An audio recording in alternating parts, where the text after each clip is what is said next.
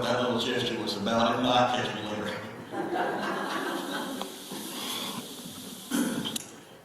I'll introduce my sermon for this morning by reading a portion of the prologue to Dr. Sam Keene's book, this one called In the Absence of God, Dwelling in the Presence of the Sacred. Sam Keene.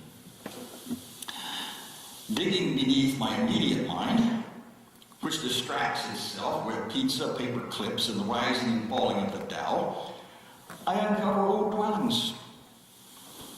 My mind wanders through layers of rubble, discarded beliefs, outworn creeds, broken hopes, and false saviors. I never arrived at the promised vision. I believe in the Lord Jesus Christ with as much heart, mind, and soul as I could manage. But he failed to save me from death's dominion and the fear of nothingness. I trusted Freud to lead me down to an underworld from which I returned wounded, with little redemptive wisdom other than a sermon on coping. Marx, in whom I never really believed, taught me better than he knew the dangers of all utopias. A skilled archaeologist might map more layers, passions, persons, and places that I thought might save me from what I'm not certain and give me peace at last. Should I mourn and build again? Clear away the debris, prepare a new edifice to house my spirit. Wherever I stand, tectonic plates tumble. I am earthquake prone, not a good insurance risk. Dr. Sam Keene has long been one of my theological mentors. I read what I think was his very first published book called To a Dancing God well over 40 years ago, probably even closer to 50 now, when I was a seminarian. And then in the summer of 2010, I had the joy and privilege of meeting and studying with him for a week at a seminar at the Pacific School of Religion in Berkeley, California. This is where I do most of my continuing education. And when I looked at the upcoming schedule for the 2010 summer series out of PSR, I saw Sam Keene was offering a seminar. My first thought was, my goodness, he's still alive.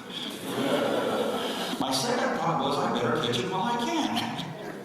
And he was just putting the finishing touches on this book, from which I read right about that time. The title, as noted, is In the Absence of God, Dwelling in the Presence of the Sacred. Without, I hope, insulting Dr. Keene by boiling his fine book down to a single sentence, I'll say it's about where one goes when the gods of both the religious and the secular realms come up short and fail the seeker. And while my journey hasn't exactly paralleled the one Sam Keene writes about, with some adjustments here and there, I could have written a personal odyssey quite similar to what he writes in that prologue. I'll share a little bit of that later. Sam Keene is a philosopher, he's a theologian, writer, essayist, but it was a novelist, the late John Updike, who captured the dilemma that Keene faces in the fictitious, everyman character of Harry Rabbit Angstrom. So we're going to put Sam Keene on hold now for just a few minutes, so we're going to run with Updike for a bit here. In Updike's early novel, set about the mid-1950s, I believe, called Rabbit Run, his central character, Harry Angstrom, owns and operates an automobile dealership in the fictitious town of Brewer, Pennsylvania, which is patterned after Updike's real-life hometown of Shillington, PA. Rabbit Run was the first of 4 rabbit novels that Updike would write. And Rabbit is a nickname from Harry's days of glory on the Brewer High School basketball team, where he was known for darting around the court like a rabbit. And now he's just a guy trying to make a living selling cars and raising a family. Updike's Harry doesn't have the same kind of language or the same kind of knowledge base as does Dr. Keene. But he's having a similar kind of a struggle of the spirit or crises of meaning. Harry isn't a churchgoer, but he still befriends the local Episcopal minister, a Reverend Eccles, and the two become golfing companions. And their trips to the golf course give Harry and Reverend Eccles a chance to talk about Harry's vague and largely undefined spiritual yearnings. And one of my favorite passages in all of American fiction is a conversation between Rabbi Angstrom and Reverend Eccles as they're driving off for a round of golf. After the two have a brief exchange about religion, we get this passage with Harry speaking. Well, I don't know about all this theology, but I'll tell you, I do feel, I guess, that somewhere behind all this, Harry gestures outward at the scenery. They're passing the housing development this side of the golf course. Half wood, half brick, 1.5 stories in little flat bulldozed yards. Somewhere behind all this, there's something that wants me to find it. Well, be it then a fictitious car dealer or a real-life philosopher theologian, Rabbi Angstrom and Sam Keene are each dealing with the same thing. Are reaching beyond themselves for something that will give their lives some greater depth or meaning. They don't quite know what the it is, but they know that everything they have tried so far has come up short. Should I prepare a new edifice for my spirit?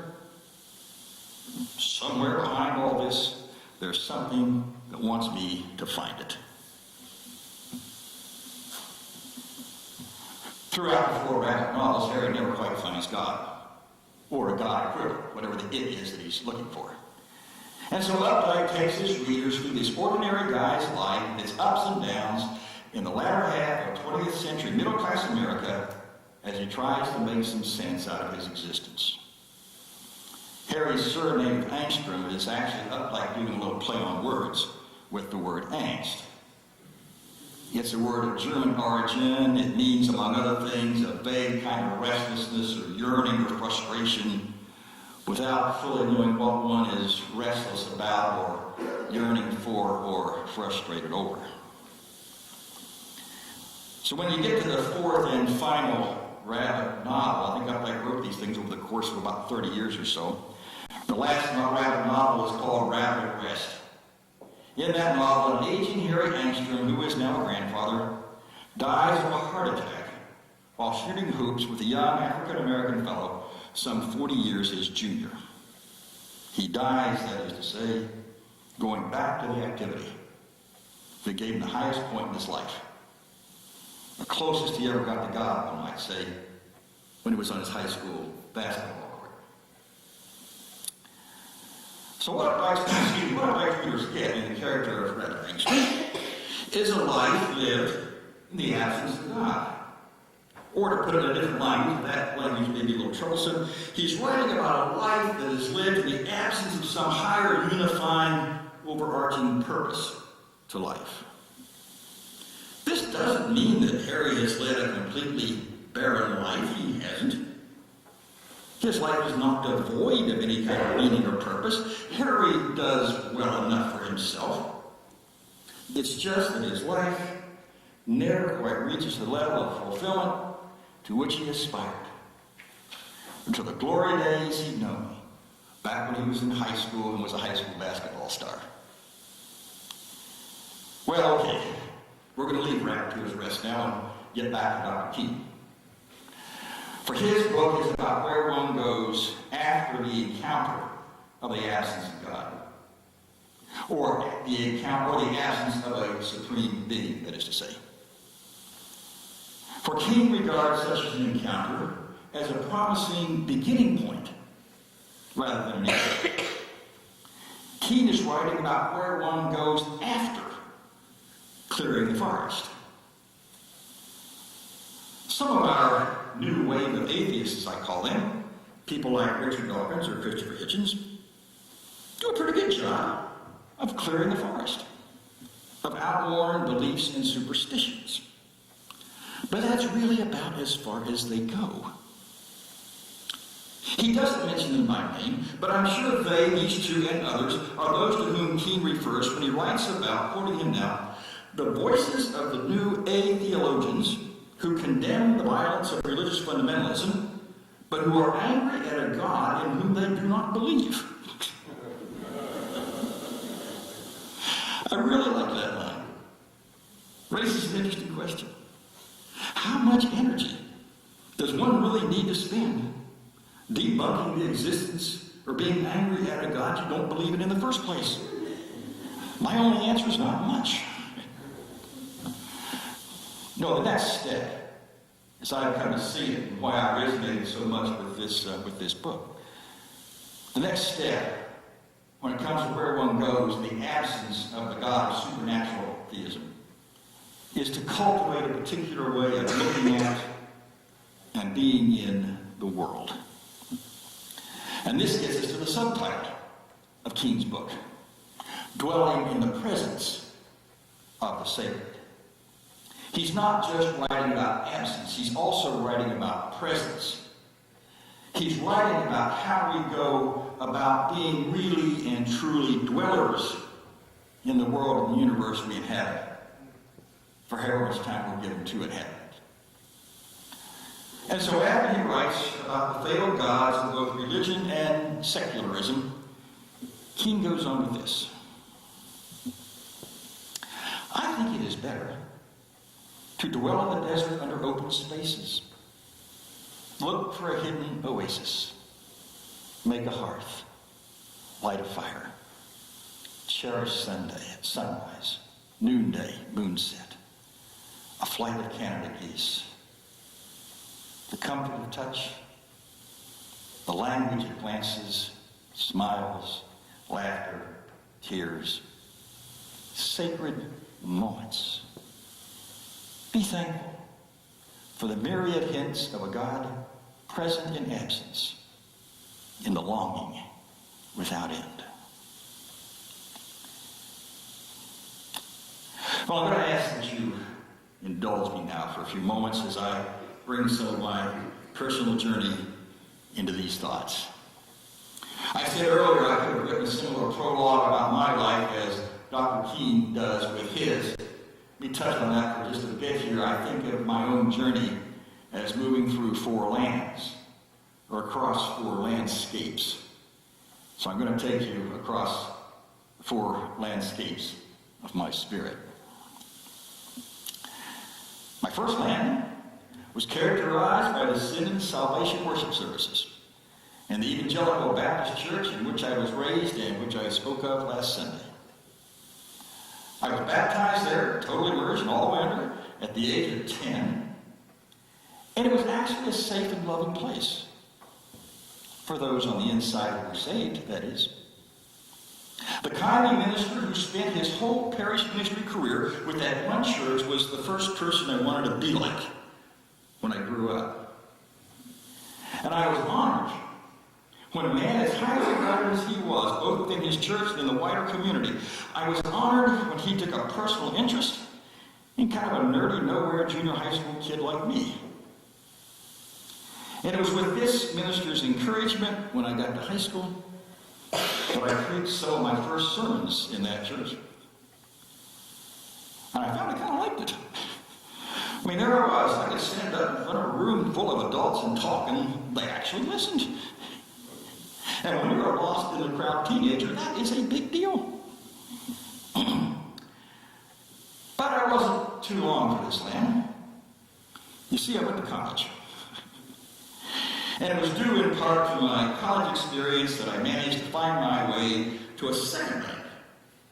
This being the land of a liberal, mainline, academically oriented, social activist brand of American Protestantism. And this was the land that characterized my seminary days and my early years in the ministry as a university chaplain on a couple of different Midwestern campuses. Now, for those of you who read the Doonesbury comic strip, I call those times my Reverend Scott Sloan days. That was kind of the mode that I operated in. I never lost my affection for my hometown minister, who since passed away. I never lost my affection for him, even though I ended up moving light years away from him theologically. My minister mentors, though, in that second landscape were people like Martin Luther King, William Sloane Coffin, Berrigan Brothers. These were folks I only met very, very briefly in passing. But they epitomized for me what it meant to live an authentically religious and spiritual life, and how they connected their personal convictions to the wider world in which they engaged. So all of that got me into my early 30s. Well, then came the mid-1970s. And I took this little excursion into the humanistic psychology movement, which consisted in part of hanging out with some very bright and some rather crazy people in the San Francisco Bay Area for a few summers. I think I'll save those stories for some other time. Should I ever choose to tell them at all. Craziness aside, this era and landscape did prove to be a time of some real soul-searching, which led me to leave the land even of the liberal Christian ministry with all the respect I still retain for it. I had to say goodbye to Scott Swinton, declare myself a humanist and an agnostic, if not an atheist, when it comes to the rejection of the idea of a supernatural God. And I was hanging pretty loose then. Not married, no family, no kids to think about. So I figured I would just see where things in this third land might take me. And after a few fits and starts, it was while moving across this territory that I found my way to the Unitarian Universalist ministry. Well, I said there had been 4 lands, means there's still one to go. My travels have not exactly been the same as the ones Dr. King describes, in that I never really felt betrayed so much as he apparently does. I never really felt betrayed so much by a religious or secular God as I did just feeling I got about as far as I could go across one particular landscape, and it was time to move on to the next territory. I still come out pretty much in the same place theologically as Keene does here. So, good name is in it for my 4th land is the land of the UU ministry, which I've now been in for about half my life. It's been a good land to wander in. It has and continues to be a land where I can search for the sacred, whether that search involves any kind of a God or not. I rather like Keene's shorthand G''D as he writes it, and as I had it printed in the order of service today. For it's his way of indicating a search for that which cannot be fully named or fully known. And this is the land I move through now. It's the one that comes after the absence of a traditional God, but it's a land where one can continue to seek out and dwell in the presence of the sacred. Now there's a 10-row hyphen theological term for this land, which I briefly invoked last Sunday. It's called panentheism. It's not meant to be one more stab at a definition of God, so much as it is a life stance, a way of looking at and living life. It's a particular way of encountering the world in which we live, a mindset that allows us to see life in a certain way. It's not a stance we can continually maintain. It's one we come into and out of now and then. To use one of Sam's metaphors, it's like the discovery on occasion of a hidden oasis in a desert. Panentheism holds that there is something of the sacred, something of the holy, contained within the ordinary or the everyday, or even in the fallen and broken places of life. And if we can stay open to it, that sacredness will, on occasion, break through. God, when the term is used in this kind of theology, connotes the presence of the holy, the sacred, the divine, within the ordinariness of the world of nature or persons or events. There's a passage in the writings of the Hindu poet and philosopher Rabindranath Tagore that describes what I would call a panentheistic moment. I don't know the particular experience which Tagore is referencing, but these are his words. I suddenly felt as if some ancient mist had been lifted from my sight, and the ultimate significance of all things laid bare, and no person or thing in the world seemed trivial to me or unpleasing. Close quote. That, I feel, is what it means to truly realize life. To see no person or thing in the world as trivial. And this is the standpoint of from this standpoint of panentheism, Tagore is describing a God moment. You may call it what you will, for the experience is far more important than the language used to describe it. Now, this is not a standpoint that will protect one from life's tragedies and pain and sometimes terrible absurdities. There is no God in this kind of theology for one to get angry or enraged at. Rather, it is a perspective for keeping faith with life in the midst of its blessings as well as its curses. And I consider it one of my life's blessings to have had a place where I can pursue some of these questions of meaning and share my wanderings through this land of my spirit with others. I've learned on this journey that one can live a perfectly good, full, and meaningful life without giving much concern to who or what God may be, absent or present. But I still got just enough of the Harry Angstrom in me to feel as he did, that somewhere behind all this, there's something that wants me to find it. There's still enough dead Gnostic in me that forces me to admit that, like Harry, I'm never going to fully know what that something is. And yet, even so, there also remains enough of the religious and spiritual journey maker in me to assure me, let me know, that the voyage itself is worth the taking. A couple more quick points before closing.